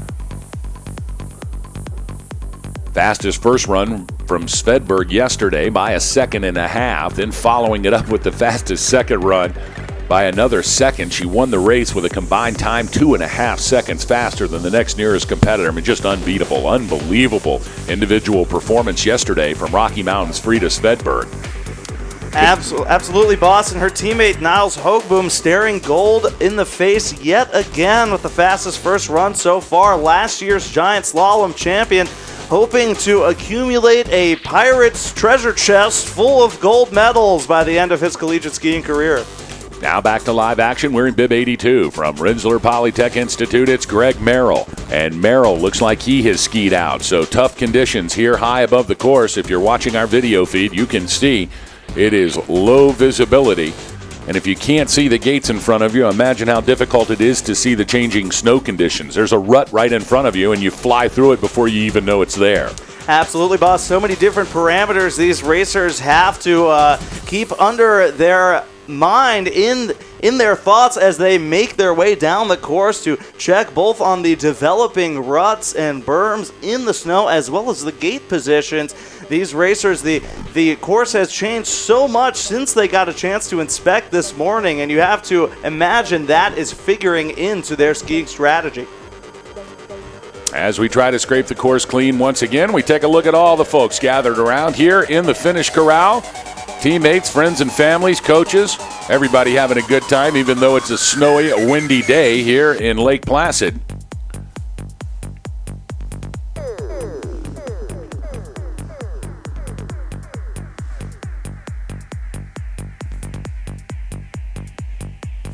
You know, Alex Beatty, college ski racing, especially the team component here at the USCSA, it's always great to see these guys. They come out and they support every single one of them. When the boys race, the girls are out cheering. When the girls race, the boys are out cheering. You go to the award ceremony, the whole teams are there, whether they won anything or not. It really is kind of a team event here, and the camaraderie, as we said yesterday, warriors by day and great friends and respectful compadres by night. Absolutely, boss. A ski race team is like a family. These racers train together. They drive together on long trips to and from ski mountains that are far away from their schools, and it's great to see them here supporting each other. So Greg Merrill, bib number 82, the last one to ski off course. He will be a DNF here for run number 1. We'll see him back here for the slalom competition on Friday. And now back to live action. Bib number 83 from the University of Michigan, the Wolverine, Andrew Thomas. Now on course, he'll be followed by the University of Minnesota Duluth, Ryan Hutchinson.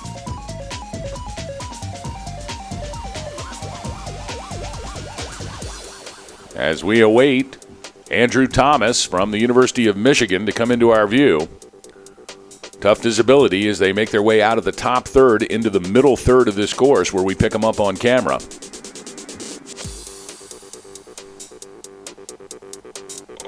And it looks like we've got a racer. Here comes Andrew Thomas, bib number 83, the Michigan Wolverine on course. And now dropping in from the start shack, it is Ryan Hutchinson from the University of Minnesota Duluth. Elias Stewarts from Sierra Nevada College awaits run number 1 from the start shack, and that's a tough turn for Andrew Thomas. Thomas had good speed as he made his way out of the center section over the head wall into the lower third, but tried to get that left boot down and hard and could not. It slipped right out from under him, and that looks like going to be the end of the day for Andrew Thomas. A tough break for Thomas. We'll see him again back here on Friday. Ryan Hutchinson, bib 84, University of Minnesota Duluth, now on course. Sierra Nevada College's Elias Stewarts now dropping in from the start shack. Wild and crazy here at the bottom of the run number 1 of the men's GS. Now Ryan Hutchinson should be coming into view here as he makes his way over the head wall. Now into the final 10 gates comes Ryan Hutchinson. Here's that hard left boot turn. He's navigated the first one. Here's the second one. Scraped a lot of speed. And he's still in it. Looks like he's going to make it down if the legs don't give out first. Ryan Hutchinson from the University of Minnesota Duluth. Now driving towards the finish with 2 gates to go comes Hutchinson. Hutchinson into the tuck and punching the stripe in a time of 1:16.09. But most importantly, he is around for run number 2 this afternoon. Now Sierra Nevada College's Elias Stewarts. Stewart's on course. 10th fastest at the first shack. 12th fastest at the second shack. Now making his way into the final 8 skates comes Elias Stewart. Sierra Nevada College Eagle. Part of this big men's Sierra Nevada team. And 2 gates to go, and across into the finish corral comes Elias Stewarts from Sierra Nevada with a time of 104.72. So Stewart's now contributing once again to the Sierra Nevada's team competition results. Stewart's in 12th, his teammate O'Brien in 11th, their teammates Neeson in 10th, and then all the way up into 4th, Viking rolled, and Yaka Yazbek in 2nd. So really good performances from Sierra Nevada, but still the man to beat, Rocky Mountain College's Nils Hoogboom, the defending champion from 2013 in both the GS and the slalom. Back to live action, James Agostino from Penn State University. The Nittany Lion now across the stripe in a time of 109.48. James D'Agostino, bib number 86, skiing well for Penn State. The Nittany Lions placed 2nd in the Mid-Atlantic Conference of the USCSA, so they are here this week for nationals, competing in many events, all the Alpine events. The Penn State Nittany Lions well represented here at Lake Placid.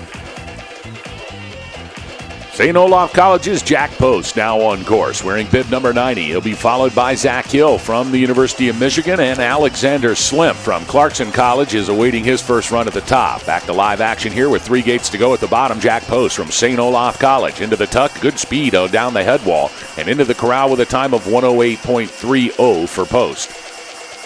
See Jack Post struggle there to make that red gate. About 4 gates from the bottom, he had to twist his entire body towards the skier's left of the hill, dragging himself across the hill, letting the skis do the work, but had a little bit of trouble there. Scrubbed some speed near the bottom, boss. Now Alexander Slim from Clarkson College. He is on course wearing bib number 93. He'll be followed by Hunter Rosenthal from Hobart William Smith College. Looks like we lost University of Michigan's Zach Hill there on the hill. Bib number 92 skied out of the course. He is done in the giant slalom, hoping, I'm sure, to improve on his performance in the slalom on Friday. These University of Michigan skiers have struggled a little bit this morning, and Zach Hill is off course. But Alexander Slemp of Clarkson now having a strong run, boss. Slim making his way into the final 10 gates. Out of the technical middle section, things are flat and slow, but you've got to be perfect. Into the massive pitch here on the final head wall and the speed that's collected in the final 8 gates. It looks like Slim's been able to successfully navigate it. He goes into his tuck, and into the corral comes Alexander Slim from Clarkson College with a 106.59, good enough for 27th position. So with just 7 racers to come back down, that might put Slim right in the top 30 flip. Absolutely, boss, and he incredibly kept it together, showing tremendous athleticism there. Alexander Slim struggling on that hard right-footed turn, that blue gate. 4 blue gates from the bottom. You can see the ruts have developed. You saw his downhill leg chattering under the force of those ruts. And look, you said the same thing there from Hunter Rosenthal, Hobart William Smith. He kept it together, though, still on course into this tight section near the bottom of the course, and he will finish, boss. Indeed he will, across the stripe in a time of 109.37 is Hunter Rosenthal from Hobart William Smith College. Now a clear course as we wait for Andrew Bangy from Cornell University, wearing bib number 95, now dropping in. And next up from Castleton, we'll see Reed Dreschel. No change in your top 10. Finlay Neeson from Sierra Nevada in the 10th slot. John Lubeau from Cornell in 9th. It's Connor Krell from UMass in 8th. Kevin Hartman from Colorado School of Mines in 7th. Zach Schenk from the College of Idaho in 6th. Rounding out your top 5 from Rensselaer Polytech Institute, it is Paul Kotke in the 4th slot. Viking Roll from Sierra Nevada. Hakan Schoenhader from St. Olaf College in the 3rd position. Jaka Jansbeck from Sierra Nevada in 2nd, but still your leader, the man to beat from Rocky Mountain College, Nils Hogboom.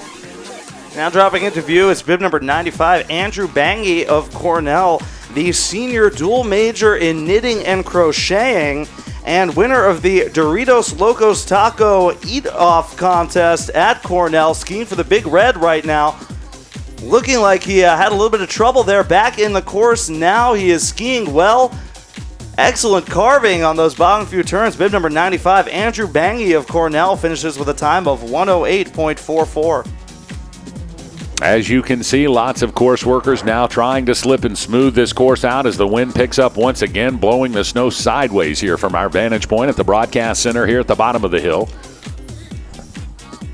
Of course, if you are watching on the USCSA Broadcast Network, you may very well be in your warm home on a sofa or on a beach someplace, and you are not here where the wind is blowing sideways and it's snowing. But we are, and we are glad you're with us, as are all of the folks here in the finish corral. It's good to see a big crowd out once again, regardless of what the weather looks like. As we're back to live action, and Reed Dreschel from Castleton College now, punching the stripe in a time of 112.01. Reed Drexel got a little bit late on that same turn we've been talking about all day, just at the top of that pitch there, that blue gate. You can see so many ruts developing there. He got late and it shot him across the hill, but he managed to make it for that next turn, and he finished. We'll see him this afternoon. Greg Lerner is off course now from Rensselaer Polytech Institute. He had a good run going, but was unable to navigate in the center section. And so another man lost here in run number 1, Gregory Lerner. That'll be the end of his GS day. He'll be back with us for slalom on Friday. Next up, bib number 98 from the University of Connecticut. It'll be Richard Scanlon.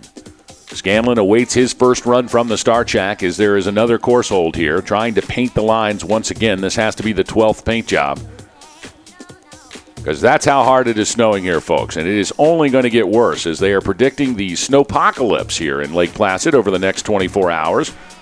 They're calling for snowfall rates of up to 2 to 3 inches an hour here starting around 3 or 4 o'clock this afternoon.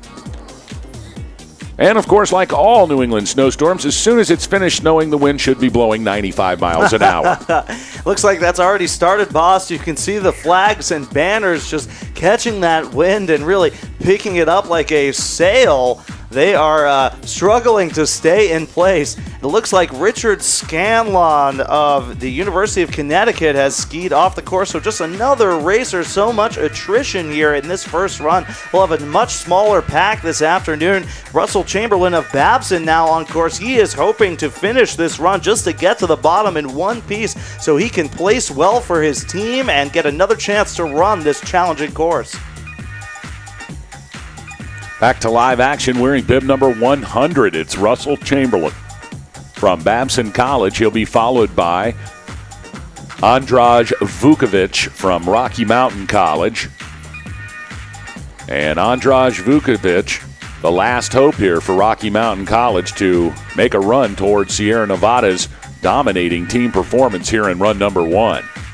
Absolutely, boss. He'll have to throw down a solid run, hopefully placing in the top 10 if Rocky Mountain wants to hang on and unseat Sierra Nevada for the gold. Of course, St. Olaf and Rensselaer Polytechnic Institute looking strong as well, as is the College of Idaho. All 5 of those schools represented in our top 6 right now. Well, they got to be careful too, Alex, as they are all focused on each other. And it looks like that Rocky Mountain College's Andraj Vukovic is already off course, high above here on this GS run. That's going to be the end of the day for Andraj Vukovic, and an amazing turn of events, Alex Beatty, for the Rocky Mountain squad. Absolutely, boss. That could be the nail in the coffin for Rocky Mountain, failing to finish 3 racers in this very challenging race course. So they just couldn't stand up today, and there will be a much smaller field from Rocky Mountain this afternoon. Russell Chamberlain from Babson College. We are awaiting Chamberlain into our view. We don't know if he has come off course as well. We are looking here. And it looks like Russell Chamberlain might be off course as well. We're going to check for the timing here. Daniel Wigmore from Northeastern University, he's on course. He'll be followed by John Foodie, the Foodie Tang from WPI.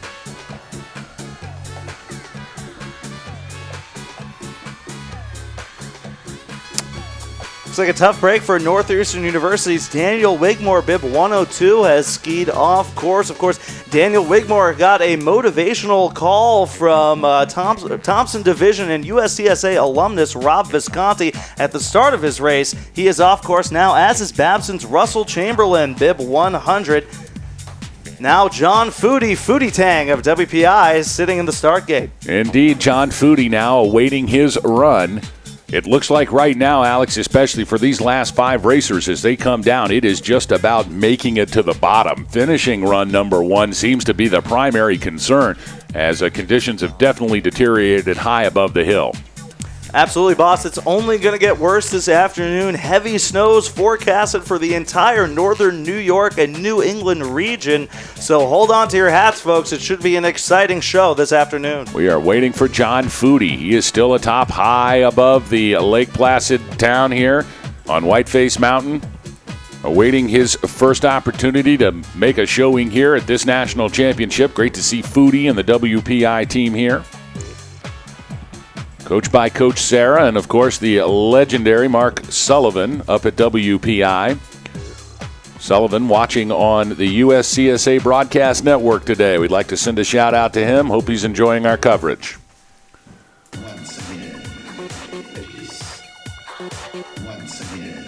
As we await a course reopen here, amazingly, as they paint the lines, 5 minutes later, they are just about gone again. It appears they have ordered the last remaining 5,000 gallons of blue dye from Sochi, Russia. It's being shipped over here as we speak.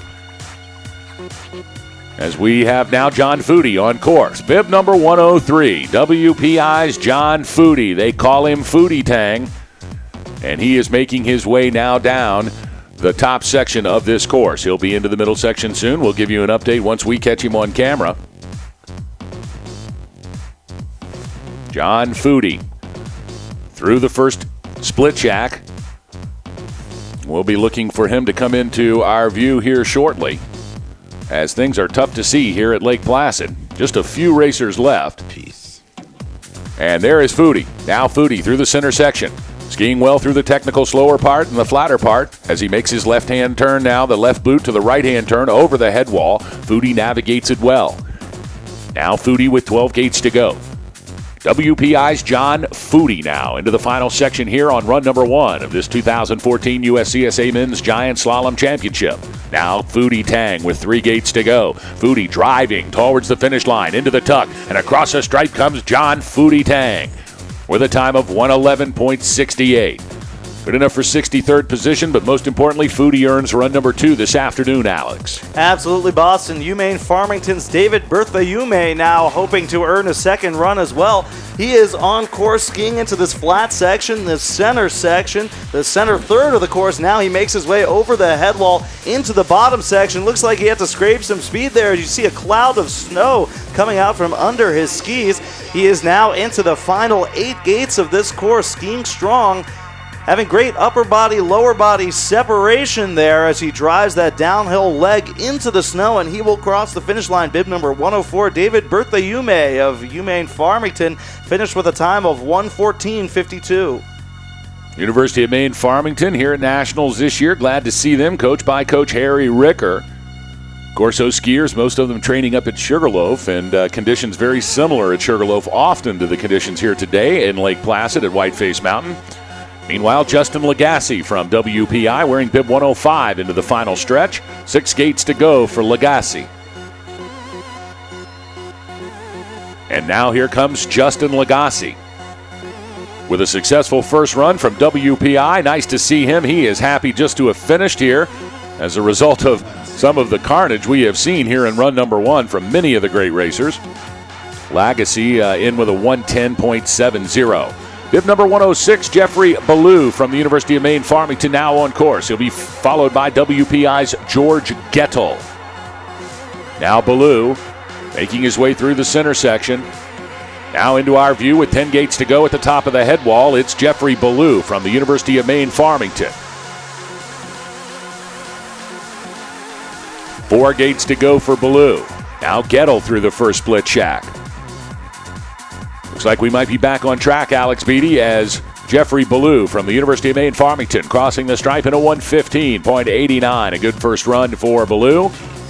Now George Gettel from WPI. Now dropping in from the University of Maine Farmington, it is Sean McCoy wearing bib number 108.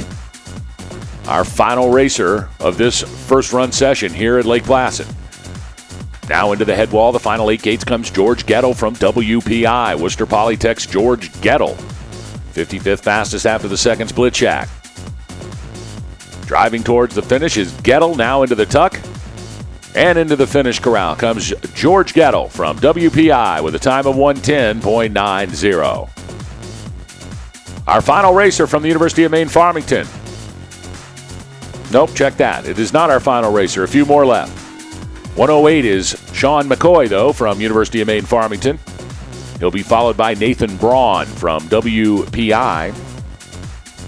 Sebastian Dumont, Christopher Parisi, and Jeremy Demers, our final 3 racers to come down. And you know, boss, you mentioned the similarities between Sugarloaf and Whiteface Mountain. So many similarities. A similar style, this old school style of building up very, very long ski runs there. You take a chairlift all the way to the top of this mountain. Some very impressive steeps there. And you have to imagine these UMaine Farmington kids used to these steep conditions of training at such a similar mountain. Across the stripe, it's Sean McCoy from the University of Maine Farmington with a time of 1:21.19. 2 racers to go. Nathan Braun now. Check that, 3 racers to go. Check that, 4 racers to go. The list seems to be getting longer and longer, just feeding more to us. That's right. That's okay. We want to give all of these great athletes. I mean, you know, Alex, it is a great honor, just an accomplishment to make this competition. So many great racers are not here because they were unable to qualify through the regional qualification process. So these are the best of the best. Like, we bring the best of the best here, and just to be here, just to be entered into this race is a great accomplishment. So nobody hanging their head here, regardless of their finish spot, because just to make it to Lake Placid has meant they've done something right this entire ski season. Absolutely, boss. So many events just in the regular season of the USCSA, so many ski races, and these racers have performed well at the highest levels of competition throughout the year. It's great to see them here doing the same. Just saw Nathan Braun from WPI down in a 124.41. A good run for Braun. He'll earn a second shot later on this afternoon. Christopher Parisi from Worcester Polytech wearing bib number 111. He is now on course, and he'll be followed by today's final racer in run number 1 from the University of Maine Farmington, Jeremy Demers. Looks like high atop this trail in the snow, we lost bib number 110, Sebastian Dumont of UMaine Farmington. He has skied out of the course. He'll be done for the day in giant slalom. Tough break for Dumont, skiing out of Sunday River. Now Christopher Parisi, 111 is his bib number from WPI. He is on course. And coming down the head wall into the final 4 gates is Christopher Parisi. Now Parisi skiing through a snowstorm. And across the stripe comes Chris Parisi with a time of 122.63. So our final racer from the University of Maine Farmington, Jeremy Demers, is up in the start shack. At the coach's reception yesterday, we got to talk to Coach Harry Ricker from the University of Maine Farmington, who relayed one of the funniest stories that we have heard in ski racing. Yesterday, during the Nordic competition, the University of Maine Farmington's team, well, they had car trouble. They were unable to move their vehicle, and so they rolled into the 2014 USCSA 8.5-kilometer national championship event in a taxi cab. And it was wonderful to hear that the University of Maine Farmington came to their competition in a yellow cab. Well, you know, boss, there was a time when Alex Beatty, president of the Tough Ski team, had the team roll in a Hummer limo, a stretch Hummer. The entire team with equipment and gear already suited up in GS suits and boots and helmets, rolled into an event at Waterville Valley. We were the talk of the Thompson division for weeks after that. I'm sure you were. I can only imagine what the talk was about, though. There's no doubt. You know, planes, trains, and automobiles to make a national championship. No doubt UMaine Farmington did exactly that yesterday. I love that story. Love to hear it. And congratulations to their team being here at 2014 National Championships. Back to live action, Jeremy Demers from the University of Maine Farmington. Now the final racer. Into the last 3 gates comes Demers. Demers is going to get a second run here as he crosses the stripe in a 116.19. And, wow, I'll tell you something, Alex Beatty, that was an interesting first run here for the men's GS. We lost an enormous number of racers. Conditions here totally incredibly difficult, but it was not too much for Nils Hogboom, once again our defending national champion from last year's GS, as he is your current leader after run number 1 with a time of 102.55. A little less than 0.4 of a second behind him, though, is Jaka Yazbek from Sierra Nevada College. And based on the weather here today, Alex, it is anyone's race this afternoon. Absolutely, boss. Hogboom, Yazbek, and Sean Hayter all within half a second of each other. You have to imagine those 3 racers not disappointed with this first run. Though we have lost so many racers in the field, you have to imagine the coaches and captains of these teams talking it over, trying to change some strategy maybe for the second run where it promises to be even more treacherous. Let's review your top 10 here after run number 1. Of course, we'll take the top 30 times from this morning's session. We'll reverse their order. We call that the flip, and that's the order they'll come down in run number 2 here later on this afternoon. Finishing in the 10th position from Sierra Nevada College, it's Finlay Neeson. In 9th, Cornell's John Lubeau. From UMass, it's Connor Krell in the 8th slot. Kevin Hartman from Colorado School of Mines in the 7th position. Zach Schenk, the Caldwell, Idaho hero from College of Idaho in the 6th position. Rounding out your top 5, Paul Kotke from Rensselaer Polytech Institute. Then it's Viking Rolled from Sierra Nevada College in the 4th position. Håkan Schoenhader from St. Olaf in 3rd. In the 2nd spot, Jaka Yazbek, looking for a national championship in this event after last year, finishing behind your current leader with a time of 102.55, the defending national champion in the GS from Rocky Mountain College. It's Nils Hogboom. We'll be back to see who takes home the gold later on this afternoon on the USCSA Broadcast Network. The 2014 USCSA National Championships are brought to you in part by Patagonia. Their mission, to build the best product, cause no unnecessary harm, and to use business to inspire and implement solutions to the environmental crisis. Learn more at Patagonia.com. Patagonia, proud supporters of the USCSA. And by Reliable Racing. Whether it's Alpine and Nordic ski racing apparel and equipment, hill and event supplies, sports timing equipment, or hard-to-find race gear, Reliable Racing is your one-stop shop. Check them out on the web at reliableracing.com. And by Hurricane Racing. When it's custom team Alpine, Nordic, or cycling race apparel you seek, Hurricane Racing delivers. Demand the very best in custom printed ski suits, jackets, pants, and race apparel. Demand Hurricane Racing. HurricaneRacing.com. Official sponsors of the 2014 USCSA National Championships. And by Twitchell Sportswear, the home of Yeti apparel. When you're facing truly abominable weather, the Yeti has you covered. Boss wears Yeti. Check out the complete collection at twitchellsportswear.com. Proud supporters of the USCSA. That's going to do it for run number 1 coverage here on the USCSA Broadcast Network. Glad you've joined us here online, and if you are in the venue here, extra thanks to you because you are diehard race fans, and we're glad you're with us here at the Men's GS Run Number 1 National Championship. We'll be back with more coverage, run number 2, and we're going to start that up. Well, it looks like, Alex Beatty, we have a information change here. Why don't you give us the rundown on times? That's right, boss. Due to the changing conditions, we'll be starting the second run at 12:30. We're pushing everything back half an hour for this event, so coaches, captains, athletes, spectators, and those of you watching on the USCSA Broadcast Network, please take note. The second run will start at 12:30. Inspection will start at 11:30. So athletes, get up there. Make sure you're up there to inspect at 11:30. Everything being pushed back half an hour. Thank you much, Alex. 12:30 is the start of run number 2 here from Lake Placid, New York, and Whiteface Mountain during the middle of the snowpocalypse. We'll be back to you live here on the USCSA Broadcast Network starting right at 12:15 Eastern Time. So we invite you to join us once again as we will crown a national champion here in the men's giant slalom in Lake Placid. That's going to do it from the broadcast booth. We'll take a quick break ourselves. We'll be back with you at 12:15 Eastern Time. Hope you'll join us. And on behalf of my studio producer, Alan Price, top cameraman, Matt Goodwin, bottom cameraman, Silas Haggerty, and my best friend and yours, Alex Beatty, this is Boss Hogg saying so long, everybody.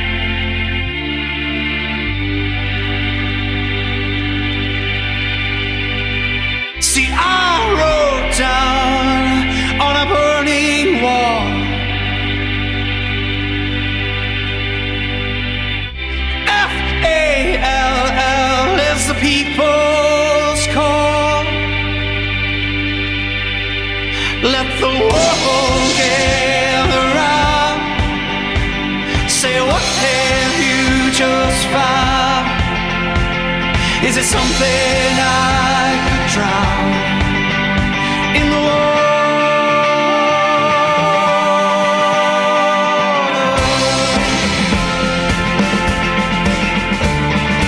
Why ask if you tell? Why ask if you tell? Why ask if you tell? Why ask if you tell? Grown child, where the loading goes.